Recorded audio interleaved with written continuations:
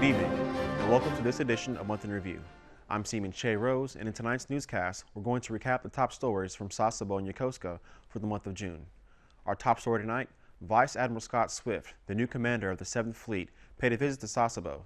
Seaman Andrew Frisbee followed him as he traveled the two ships around CFAS. Vice Admiral Scott Swift, the new 7th Fleet commander, made his first trip to Fleet Activities Sasebo to talk to sailors and address their concerns. Well, it's great to get down here in Sasebo and talk to the sailors that do so much of the hefty lifting. I mean, all of our amphibious capability and minesweeping capability is resident right here, home ported in Sasebo. So I think during his trip, Vice Admiral Swift visited ships around CFAS and gave the sailors a chance to ask their toughest questions. It wasn't as if he was just standing up there preaching to the crowd, you know. It was as if he actually cared what we thought. Leadership is an important asset to the United States Navy.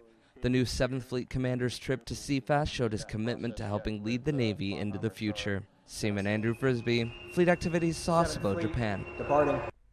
Vice Admiral Swift's wife also accompanied him on the trip to CFAS, visiting military spouses and the Fleet and Family Support Center. The big news from Fleet Activities Yokosuka for this month, USS Cowpens left for its summer patrol. Petty Officer Chris Henry tells us how this experience is different for some of Mighty Moo's crew. Once the crew of USS Cowpens throws off the lines and pulls up the anchor, they're ready to begin a summer deployment. For most of the crew, it's business as usual. But for Seaman James Bork, it's a new experience. I'm a little nervous, but I'm very excited. Nearly finished working in food services, Seaman Bork is ready to rejoin his brothers in the deck department.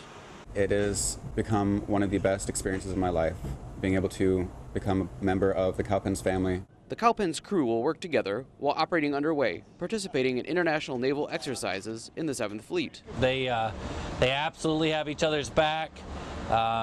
They consider each other family. They look out for each other. Their mission? To promote stability and maritime security in the Western Pacific region. Being forward deployed can be taxing duty, but for Mighty Moo sailors, no one is alone underway. Petty Officer Chris Henry, Yokosuka Naval Base, Japan. June in the Navy means advancement exam results are out. Petty Officer Derek Allen followed Sasebo's newest petty officers from Petty Officer Indock to their frocking ceremony. Go, John. 36 sailors from Fleet Activities Sasebo are learning what it takes physically and mentally. This is where you gain your knowledge of your rate. This is where somebody younger is going to come to you to become a petty officer. This INDOC course has taught me to look at myself as a leader, as a petty officer. When I go back to the workplace, treat everybody with respect. Understanding what it means to be a petty officer, these sailors are ready to receive their first chevron. It's their time to take the reins. I stated in the very beginning of the course to step forward and lead by example. Supported by their leaders, the new petty officers can wear their promotion with a sense of pride. Petty Officer Derek Allen, Fleet Activities Sasebo, Japan. Most sailors don't put their teeth and mission readiness in the same category, but dental issues can keep sailors out of the fight the same as any other medical issues. Petty Officer Mike Story tells us where sailors can turn when they end up with a mouthful of obstacles.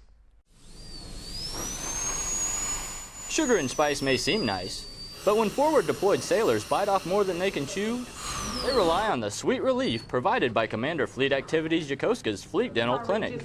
I myself have a sweet tooth, so no, it's perfect. Aside from the Fleet's family clinic, these cavity commandos specialize in the care and treatment of active duty service members.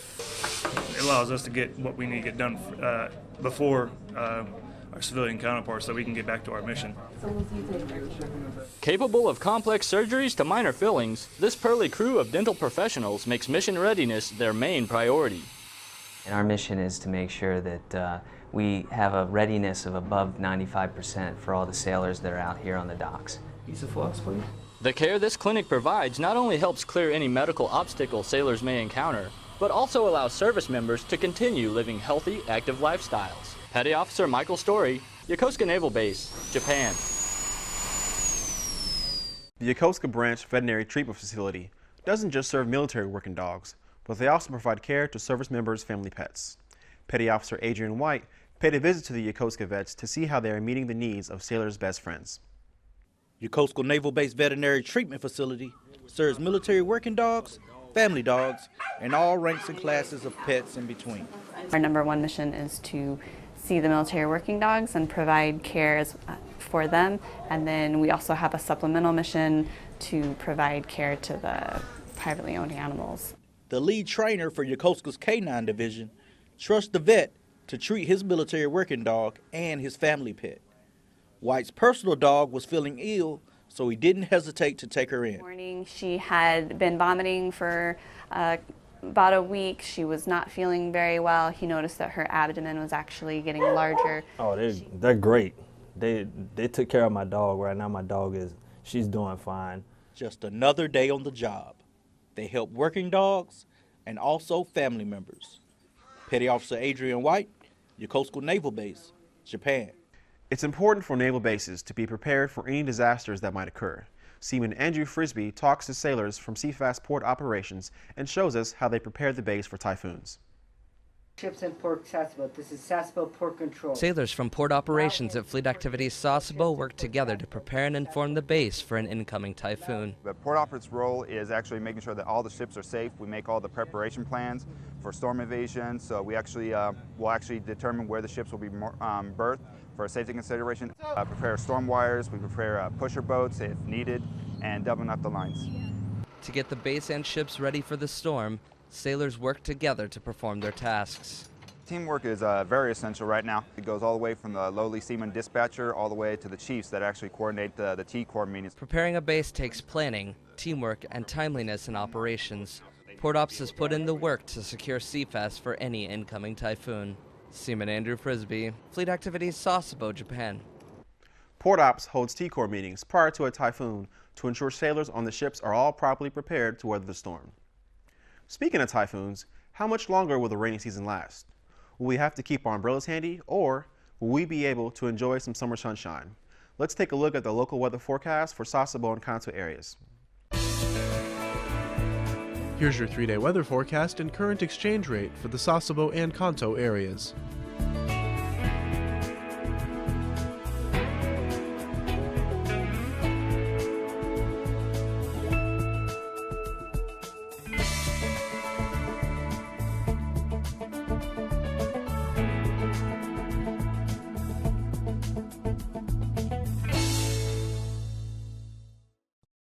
Hull swaps are part of the Navy's plan to replace older ships with newer, more capable ones to keep our fleet mission ready. Petty Officer Hillary Browning tells us how some Sasebo sailors are adapting to all the new equipment on their new ship. After a hull swap with USS Essex, the Aircraft Intermediate Maintenance Department on the USS Bonhomme Richard has been breaking in some new equipment. The biggest change, I'd say, is the added capability for the V-22 project. We have a whole new tube bending shop to help us with our titanium tube bending capabilities. The AIMD department also received an upgraded bridge crane with more maneuverability. When we're doing a lot of aircraft engine maintenance, and we can't carry those stuff because it's pretty heavy, so we use bridge crane a lot, and it really helps us. AIMD can now do their job more efficiently, which improves the overall mission readiness of the ship. Petty Officer Hillary Browning, Fleet Activities Sasebo, Japan. AIMD is just one of the main departments on the BHR that has received increased capabilities thanks to the hull swap. And that does it for this edition of Monthly Review. If you missed any portion of this newscast, we'll be posting it to our Facebook tomorrow morning. You can also find us on YouTube at AFN Sasebo, Japan. Tune in next Thursday at the same time for AFN's monthly travel show, Kyushu Explorer, where Petty Officer Wagner and Petty Officer House will be taking you along on a journey to several awesome museums around Kyushu. I'm Seaman Che Rose, and from all of us here at AFN, thank you for watching and have a great evening.